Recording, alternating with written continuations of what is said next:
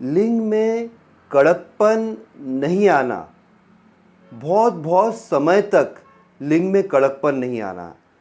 मतलब समझिए कि अगर आप 10 बार सेक्स करते हैं और उसमें से 7 बार अगर आपके लिंग में कड़कपन बिल्कुल भी नहीं आ रहा है तो ये इरेक्टाइल डिस्फंक्शन की प्रॉब्लम हो सकती है। लेकिन ये बात तो ओके है, इसका इलाज भी है। लेकिन एक प्रॉब्लम बहुत सारे मर्द फेस करते हैं, वो ये है कि उस दिन जब वो सेक्स कर रहे हैं लिंग में कड़कपन नहीं आता है।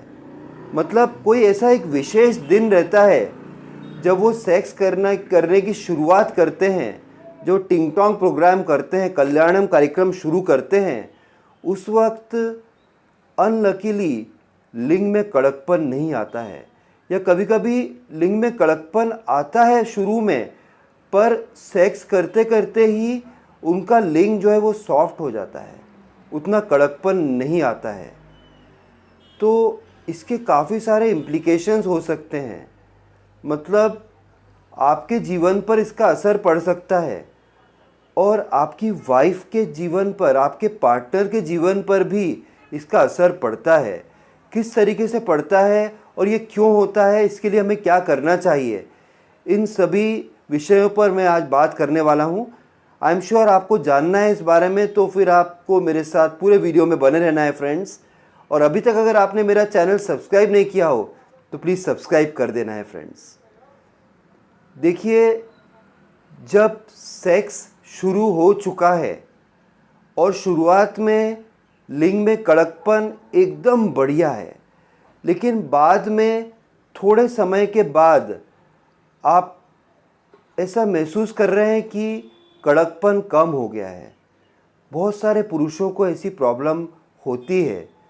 तब उन्हें लिंग को बाहर निकाल के हस्त मैथुन जैसा हाथ से थोड़ा हिलाना पड़ता है और फिर वापस योनि में प्रवेश करना पड़ता है। इसमें साइकोलॉजिकली आप अपने पार्टनर को बहुत ही डिस्टर्ब कर देते हैं। साइकोलॉजिकली आपकी जो वाइफ है या पार्टनर है, उनको ऐसा लगता है कि शायद वो इतनी अट्रैक्टिव नहीं है, शायद वो इतनी सेक्सी नहीं है, शायद वो आपको इतनी पसंद नहीं है कि उनको देखकर आपके लिंग में कड़कपन नहीं आ रहा है या आपका इरेक्शन नहीं हो रहा है। तो उनका मन बहुत ही दुखी होता है। और अगर वो देख लेती हैं कि आप हाथों का प्रयोग कर रहे हैं तो वो ऐसा सोचने में मजबूर हो जाती हैं कि मेरे हस्बैंड को या मेरे पार्टनर को किसी और महिला में इंटरेस्ट है, क्योंकि मेरे साथ सेक्स करने में जब सेक्स की प्रक्रिया चल रही है उस वक्त इनके लिंग में प्रोसेस के दौरान ही ढीलापन आ रहा है या शुरुआत से ही ढीलापन है। इसका मतलब इनको, जो महिला को लगता है कि वो अपने पति को या अपने पार्टनर को इतनी पसंद नहीं है, बल्कि ऐसा होता ही नहीं है। ये महिलाओं को गलत लग रहा है, ये एक मिथ है। कभी कभी क्या है, हस्बैंड बहुत थका हुआ रहता है, उनको बहुत सारा मेंटल टेंशन रहता है, कभी कभी वो एक्सरसाइज नहीं कर पाते हैं। मतलब मैं नॉर्मल एक्सरसाइज की बात कर रहा हूँ, मैं हस्त मैथुन की बात नहीं कर रहा हूँ। नॉर्मल एक्सरसाइज करते नहीं हैं, वो फिटनेस पे अपना ध्यान देते नहीं हैं। और कभी कभी उनको हार्ट प्रॉब्लम भी होती है।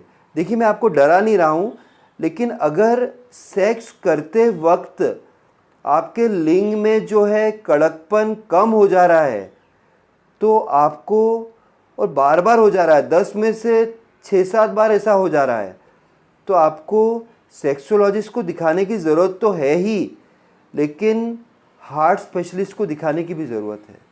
मैं इसका रीज़न बताता हूँ। देखिए, लिंग में कड़कपन होना या ना होना एक तो आपके ब्रेन पे डिपेंड करता है, आप सोचते किस तरीके से उससे होता है।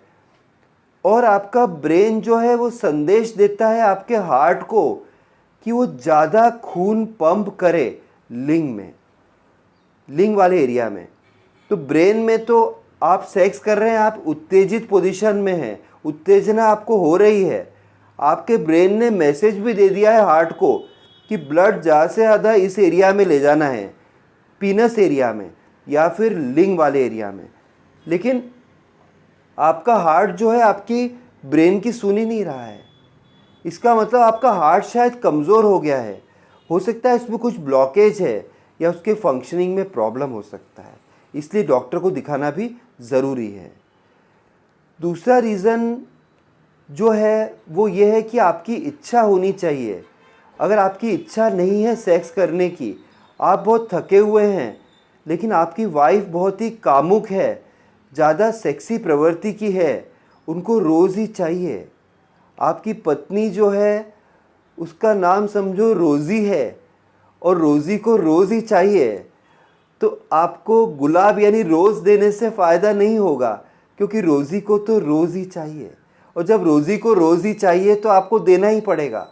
और आप थके हुए हैं, आपने एक्सरसाइज नहीं किया है, आपके माइंड में टेंशन चल रहा है, तब ज़बरदस्ती अगर आपके साथ करती है वाइफ, तो ये बात बहुत गलत है।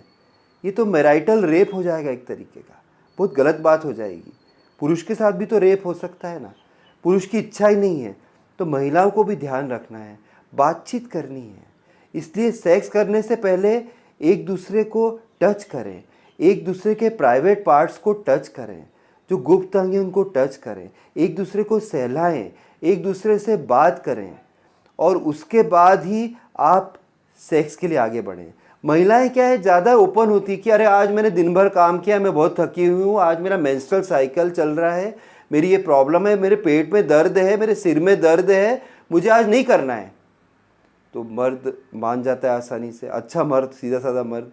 लेकिन यही बात अगर मर्द महिला से कहे तो महिला फिर ये बात कहने लगती कि मैं तुमको पसंद नहीं हूँ, तुम किसी बाजारू औरतों के साथ घूम रहे हो, तुम्हारा ध्यान और रुझान किसी और औरत की तरफ चल रहा गया है।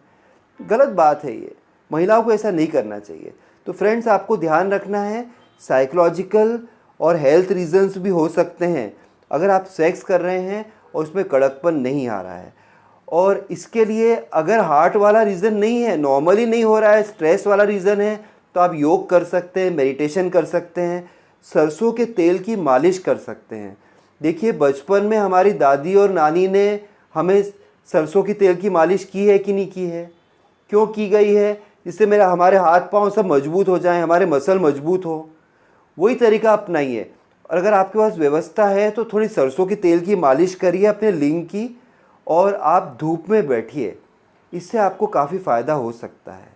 और आप अश्वगंधा ले सकते हैं, इससे भी आपको फ़ायदा हो सकेगा। वाइग्रा मत लीजिएगा, उससे दुष्प्रभाव हार्ट पर ज़्यादा पड़ रहा है। पहले ही जो है ब्लड फ्लो कम है हार्ट की तरफ से लिंग की तरफ, और आप वाइग्रा ले लेंगे तो और भी प्रॉब्लम हो सकती है, हार्ट अटैक वाली पोजीशन भी आ सकती है।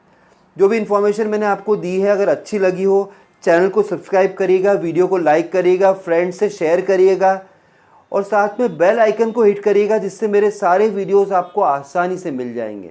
फिर मिलता हूँ किसी और दिन ऐसी इंटरेस्टिंग इन्फॉर्मेशन आपके साथ शेयर करते हुए।